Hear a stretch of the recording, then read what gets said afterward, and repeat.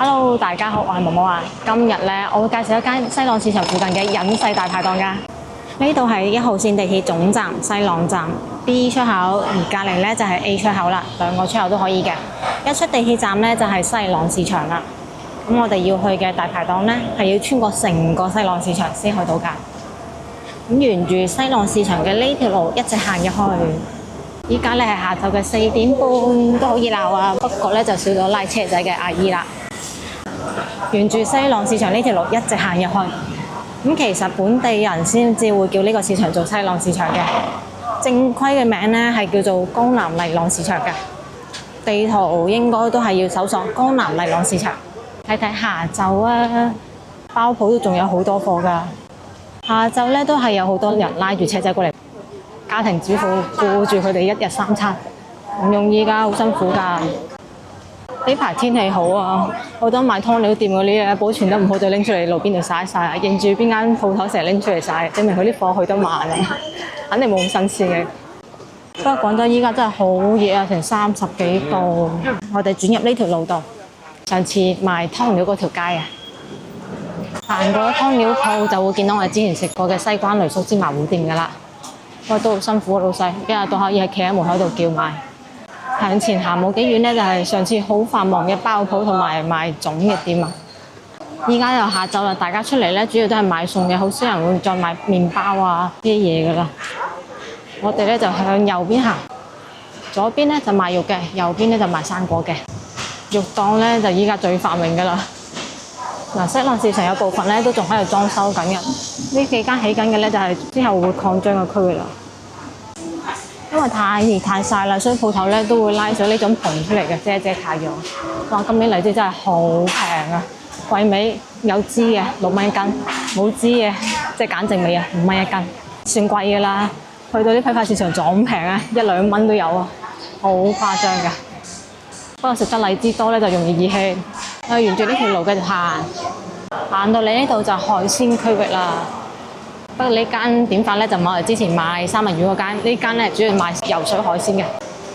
裝修過之後咧，呢啲海鮮鋪頭真係大咗好多啊！而家成個環境咧好咗好多，企理乾淨咗，大家都買得放心啲啊！再向前面行咧就係活禽區啦。其實我好中意嚟活禽區呢度買呢會行會走嘅雞鵝鴨嘅，夠新鮮先好味㗎。就係行入嚟之後個味道有啲重喎，有得賣活禽嘅。除咗芳村以外咧，我仲知道嘅就係番禺啊、白雲啊，或者係呢啲廣州比較邊嘅地方先有㗎。我覺得有新鮮保證，可以煲啖湯出嚟啊，都鮮味好多。咁我哋穿過咗活禽區之後咧，就繼續沿住呢條路行。我哋真係要穿過晒成個西朗市場先可以去到嗰間大排檔㗎，真係好隱世咧。呢度咧就有條舊鐵路嘅，行過咗鐵路之後咧，我哋就沿住涌邊嘅呢個方向行。西朗市場咧，其實我哋就拍過2期㗎啦。一期咧就介紹咗買餸，一期咧就介紹咗裡面嘅美食。個火車依家咧就冇再開㗎啦，但係地鐵有開啊。隔離咧就地鐵嘅軌道啦，有防護網嘅，都安全嘅。就係行嗰陣時有少少嘈咯，不過好過癮啊！中意睇鐵路嘅話，可以過嚟呢度睇睇。除咗呢啲仲開緊嘅地鐵之外咧，仲有啲維修嘅地鐵車廂會喺度。因為西朗站咧係地鐵總站嚟㗎。所以咧，夜晚時係會進行呢個檢修嘅。行到嚟呢度，終於見到條橋啦。陣間我哋咧就左轉上橋。哎呀，雖然隔離就河涌啦，但係真係好熱啊！吹埋嚟啲風都係熱嘅，覺得就快綠熟啦。好勁啊！依家已經下晝嘅差唔多5點鐘啦，竟然都仲咁熱。好啦，嚟到橋呢度啦，我哋向左轉。呢條咧就係南圍村啦。係一條水鄉小村，環境都幾好下㗎。右邊仲有一條河仔嘅，我哋就沿住右邊嘅呢條河仔繼續行落去。呢度咧係一條航線㗎，所以一路行咧都聽到有飛機聲㗎。不過呢邊都冇咩新樓盤，估計大家都冇咩興趣關心呢度有冇需要買樓啦。你睇下，一望無際都係自建房。河嘅兩岸咧係種咗好多嘅龍眼樹㗎。結滿晒果啊，即係營養好啦。村民養護得非常之好啊，好清幽嘅小村落。連通居民屋嗰條棧橋咧，呢啲叔叔喺度吹下水、傾下偈，哇！真係舒服過喎。呢條村真係好靚，我都好多年冇再翻嚟呢間大排檔度食啦。佢條河涌咧好企理乾淨㗎，冇異味，所以就冇咩蚊蟲嘅。咁坐喺度傾偈咧，好舒服㗎。只要附近交通便利嘅話，出入方便，又唔使諗點樣停車，自己有花園仔都住得好撻條，好舒服㗎。真係條靚涌喎！你睇下有好多魚仔嘅，珠江都冇佢咁清咁靚啊！呢邊啲村民識嘆啊！有黃皮樹添啊！佢哋夏天就真係過得夠晒他條啦，伸下手就可以有水果食啦。龍眼、黃皮就差荔枝啦。不過始終後生仔咧就唔係好中意呢種村咯，所以好多屋咧都係要出租㗎。因為附近嘅娛樂設施真係好少，你睇超市都係呢不知名小超市。行過呢間超市之後咧，就往左前方行，就已經見到我哋要食嘅大排檔嘅招牌啦。左上角嗰個咧紅色字嘅南圍大排檔。呢間咧就我哋要食嘅南圍村大排檔啦，係一間居民樓嚟嘅。一到夜晚咧就會開台擺埋出嚟㗎啦。咁依家咧係下晝嘅5點鐘，啱開門時間。嚟呢度食飯咧都係建議訂台嘅，兩位一訂咗㗎啦。我哋睇睇佢今日嘅例湯先啦。但嗰個慈實豬肚湯100蚊，劍花豬踭湯85蚊，冬瓜乾豬踭湯85蚊。有好多款湯嘅價格咧，由60蚊啦到100蚊嘅，係每日嘅例湯啊！呢啲湯咧係要訂嘅喎，訂緊時咧順便訂埋位啊！轉過嚟呢邊咧就見到菜單啦，乾壁雞130蚊一隻，乾壁鵝238蚊一隻，仲有其他嘅雞。順德炆魚咧就50蚊一斤，下邊咧就係炒菜啦。節瓜蟹仔45蚊，葱頭焗骨60蚊，酸甜豬扒55蚊，頭菜肉餅45蚊，糖醋排骨65蚊，時菜肚友咧就58蚊，滑蛋牛肉48蚊，鮑汁鵝掌65蚊，有5隻啦，仲有個扣肉58蚊。比較特別嘅係呢個禾蟲焗蛋，不過咧就市價。蠔油牛肉咧就58蚊，油泡肚友咧就80蚊，無骨豬手58蚊，蓮藕燒肉48蚊，韭菜蜆肉48蚊。菜花牛腩咧就58蚊，蘿蔔牛腩58蚊，虎皮尖椒28蚊，紫薑牛肉58蚊，全部都係簡體字，而且係手寫嘅。我哋又繼續睇啊！牛腩80蚊，蒸水蛋35蚊，五柳炸蛋45蚊，煎釀尖椒35蚊，涼瓜牛肉48蚊，芽菜炒三絲45蚊，話梅豬手75蚊，水瓜芋頭蜆肉48蚊。之後就係主食啦。肉絲炒米粉35蚊，齋炒嘅話咧都係25蚊，仲有蒸馬拉糕28蚊，煎薑汁糕28蚊，煎紅豆糕就28蚊，菜心粒蛋炒飯35蚊，仲有肉絲湯粉或者係麵都係35蚊嘅。嗱，呢邊咧就係海鮮啦，明碼實價嘅，壽生鯇魚45蚊斤，水庫羅非38蚊斤，黃油鯽魚55蚊斤，筍殼魚130蚊斤。本地糖虱45蚊斤，河蝦140蚊斤。招牌菜式咧係豉油鵝50蚊一例，同埋個豉油大腸55蚊一例。咁仲有其他嘅雞啊魚㗎，銅盤蒸雞130蚊一隻，啫啫雞130蚊一隻，本地水魚130蚊一斤，豉汁盤龍鱔130蚊一斤，本地鯪魚咧就45蚊斤，邊魚45蚊一斤，大白質45蚊一斤。好啦，睇完咗菜單就落單啦，係喺呢度落㗎。老細落單啦，訂咗個湯㗎啦，霸王花豬踭湯。節瓜炆蟹仔嘅話，而家係用彭記定係用蝦辣㗎？蝦辣。俾多個碌鵝啊，一例得啦。煎紅豆糕啊，仲有一個。OK，夠啦。唔該晒。大概等幾耐啊？好快脆。好快脆，好。室內嘅環境咧幾舒服㗎，天熱過嚟食都唔熱啦，因為好猛啊，啲空調開到，仲有幾把風扇喺度涼爽㗎。但係想有大排檔感覺咧，就坐室外咯，超搞笑！呢度啲台布咧係用溫祈福㗎喎，係溫祈福賣俾佢哋啊，定溫祈福同佢哋一齊印啦，真係過癮。不過呢間咧始終係本地小店，所以服務態度咧就麻麻地，心理準備啊嚇，唔好太高期待，食飯為主，食飯為主。最先上嚟嘅咧就係霸王花豬踭湯啊！咁由2點鐘開始煲，煲到依家咧。就係成為咗老火靚湯㗎啦！上嚟之後咧，你可以選擇畢埋啲湯料出嚟，或者係唔畢嘅。好，畢乾淨晒啦。其實拎上嚟嗰時咧，未開蓋啊，我就已經聞到香味㗎啦。依家睇睇個湯色啦，個湯色係比較濃㗎，唔會有清湯寡水嘅感覺嘅。佢入邊畢得唔係好乾淨，而家仲有好多料喺入邊喎。自己動手豐衣執食。咁我依家咧就終於滗乾淨咗呢煲湯啦，睇睇啲湯色啊，好濃郁嘅，由2點鐘煲到下晝嘅5點鐘。咁啊，你嚟咗之後咧就呈上咗呢煲湯啦，都香嘅。睇睇個湯渣好多料啊！你睇呢啲咧就爆龍花啦，而呢個咧就豬踭啦，有一大條嘅粟米啊！個豬踭真係好得啦，你睇咁大嚿，中意食湯料嘅話就有福啦。佢外邊咧已經煲到嗰種膠質感好正㗎啦，啲肉咧又夠晒軟喎。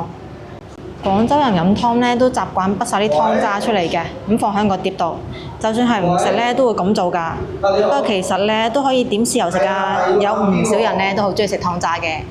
對於呢個行為咧，好多外省人都唔理解，覺得呢高級餐廳滗咗啲湯料出嚟好失禮。我覺得咧呢個反而係一個禮儀喎。咁樣咧可以展示到係用咩料嚟煲嘅，客人咧又可以睇到有冇自己唔食嘅嘢喎。咁擺咗上台之後咧，又可以證明佢唔會翻渣煲多次啊。對於呢個禮儀咧，就好似廣州人落碗咁樣，就算去到白天鵝賓館食飯咧，都係要落碗㗎。如果間餐廳倒咗廣州人啲湯渣，或者係唔俾我兜你落碗，咁樣肯定會俾人鬧死㗎。我哋依家嚟試一試個湯啊，但係真係好熱啊！好清甜，但係佢係粟米味濃郁過爆黃花陣味喎。比較似粟米豬踭湯啊！爆黃花揀得唔夠靚，唔可以再靚啲。不過好清甜嘅，夠晒清熱解毒，啱呢個時間飲。因為依家廣州係30幾度嘅高溫啦，要飲多啲清熱嘅湯水。如果唔係就會爆痘，影響皮膚㗎啦。咦，我份碌我都到咗啦。既然湯咁好味，我都試下個湯渣。雖然其實我唔屬於好中意食湯渣嗰種，但係粟米我肯定唔會放過佢嘅。再加上佢煲湯啊，有咁正嘅粟米味，我就期待呢嚿粟米啦。可憐啲粟米啊！精米已經煲晒落煲湯度，完全冇粟米味，反而有好重嘅呢個爆黃花嘅香味，好神奇啊！爆黃花粟米變咗，點解爆黃花味落晒個粟米度，冇落煲湯度嘅？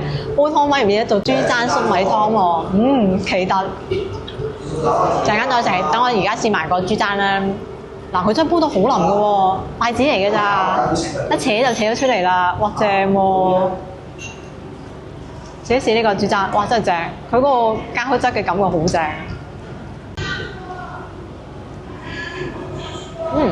哇，好正好食啊！好食到我令我對呢個湯渣改觀，真係超好食，炆到好腍，入邊啲肉好香，點少少豉油就好好食嘅。我突然間理解到咧點解有啲人好中意食湯渣，原來係因為我冇食到好嘅湯渣。如果你遇到呢種咁好嘅湯渣咧，你就會愛不釋手噶啦。試埋佢外邊嗰層皮，因為我見好軟滑，好多膠質。一般咧對呢種有膠質嘅嘢咧，我都冇抵抗力嘅，因為我覺得食得多咧可以皮膚白滑啊。雖然花膠功效比較顯著，但係呢啲都唔放過去。真係好軟腍啊，一啲都唔會覺得肥膩啊，佢就係好香嘅肉香味，正，超正。其實爆黃花咧都食得到嘅，爆黃花咧好相似嘅係叫火龍果花，兩個功效咧都好類似，但火龍果花食得多咧對腸胃唔係好好，所以平時點湯嗰時咧盡量都係點爆黃花，唔好點火龍果花。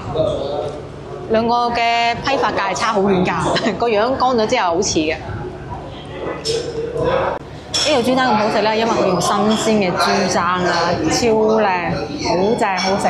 好食嘅松苑嘅多多聲啊，松苑嘅咧反而係用冰鮮豬踭㗎，呢度嘅咧係用新鮮啊，所以個鮮味啊、甜味啊，唔係一個檔次嘅嘢嚟㗎，鮮好多㗎，好正。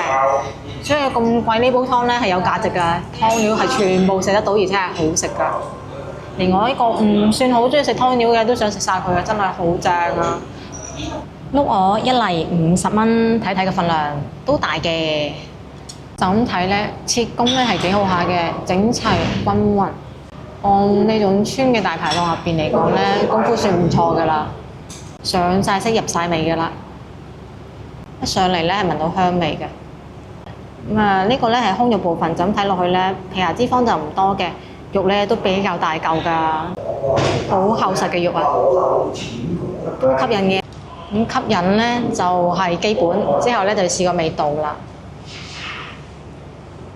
個味道咧係比較濃嘅，佢咧係屬於炆鵝嘅一種啦。咁炆到入味咧係基本，咁佢做到咗嘅。只不過咧，我覺得啲肉咧就唔夠嫩滑咯，所以個人就唔算太中意，俾唔到高分嘅。啊，唔係講笑，呢份碌我真係有啲難搞。我而家係食緊髀㗎啦，佢啲肉都真係好鞋下咯，我覺得有啲呢個50蚊可以慳翻嘅。我覺得呢個成台嘅之中最慳係佢啦，真係值唔上招牌呢個名咯。點解咁鞋嘅啲肉？點解咁可以做到招牌嘅？咁受歡迎嘅？點解咧？真係100個問號喺頭頂度，我完全理解唔到，好鞋喎佢啲肉。個汁係好食啊，但係咁蟹嘅肉點落口啊，好難啊！即係後生細仔比較有牙力啦，都覺得佢蟹。老咗嘅話真係佢食我多過我食佢啊，難搞，呢份有啲難搞。呢度老鵝咧，如果作為佢招牌菜嚟講咧，我覺得就唔夠湯出色咯，所以咧唔使訂都係有原因嘅。鵝嘅鮮味咧唔夠明顯。肉質咧係蟹㗎，我覺得燜嘅時間掌握得唔係好好，但係佢嘅汁咧就唔錯，甜甜地，而且甜得比較自然嘅，用嘅材料咧應該唔差嘅。寫住招牌菜式嚟講咧，呢份我覺得就對唔住個名咯。節瓜燜蟹仔，佢呢度用嘅蟹仔咧係蝦辣啊！咁首先睇到個節瓜先，燜到好腍㗎啦，好吸引啊！咁落咗好多嘅葱啦，同埋呢個咧就係蝦辣啦，俾嘅係原隻嘅蝦辣啊，咁嘅樣嘅，仲有啲膏嘅添啊！你睇睇呢個蝦辣呢個係咪笑得好誇張咧？所以我哋之前去食蝦辣膏咁大一盤嘅蝦辣膏咧，係要儲好耐先儲到㗎。咁我見咧有好多美食頻道都分唔清蟛蜞同埋蝦辣。今日我就教大家點樣區分啦。首先睇睇呢隻蝦辣啊，其實最簡單嘅方法咧就睇佢隻腳啊。蟛蜞嘅腳咧係有毛刺㗎，硬硬地嗰種啊。而蝦辣咧就唔會有毛刺嘅，不過咧佢就會有絨毛。第二個方法咧就係睇個殼，蟛蜞嘅殼咧係比較厚嘅，凹凸咧係好明顯㗎。而蝦辣嘅殼咧就比較薄啦，相對嚟講係冇咁凹凸嘅，會平一啲。大家學識點樣分味咧？雖然兩樣咧都係好鮮味嘅嘢，但係鮮嘅程度咧係唔同嘅喎。呢就係蝦辣啊！蟛蜞最正嘅咧係禮雲子啊，即係佢嘅春啊。咁我哋之前嘅呢期影片咧都有介紹過啦，貴嘢嚟㗎，按兩賣㗎，而且咧係有錢都好難食得到㗎。而蝦辣最正嘅咧係蝦辣膏啊，真係超好食㗎！咁我哋之前呢期影片咧都有介紹過純嘅蝦辣膏啊。唔係加雞蛋落去一齊蒸嗰種差嘢喎。不過呢間鋪咧就搬咗位置，如果大家有興趣嘅，留言話我知啊，我再去拍俾大家睇啊。呢道菜咧係好特色，好少地方有㗎。嚟到嘅話就試一試啦。啲節瓜咧就已經炆到腍晒㗎啦，索晒啲汁，睇上去就好好味啊，正啊！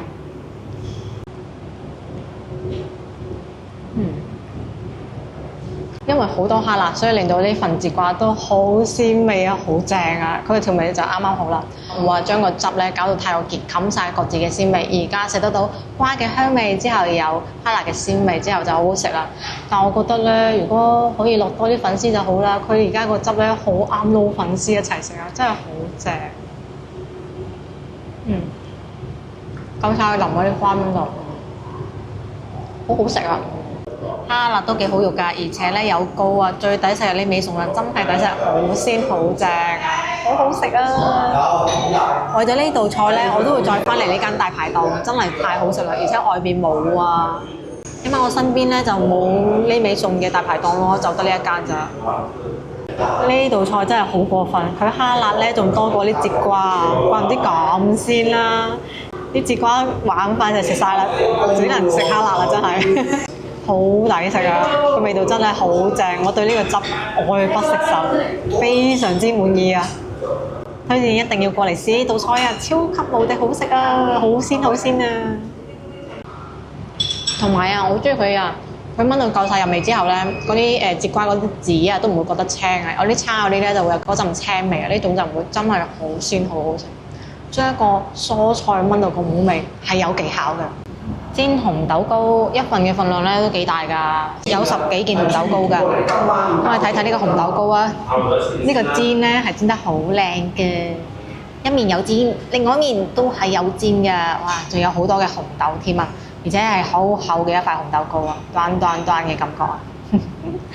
好香啊！我咁樣夾起咗一塊之後咧，聞到嗰種香甜嘅味道啦，好吸引啊！佢係煎得好徹底啊，見唔見呢種已經收晒水、乾爽晒嘅感覺，正啊！淨係睇個樣咧，我覺得係吸引㗎。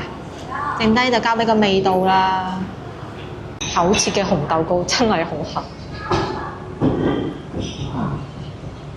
靠近咗之後仲香啊！嗰陣味係煎到脆嘅，好香脆，好香。入邊嘅紅豆咧，仲有粉嗰種質感嘅，好正。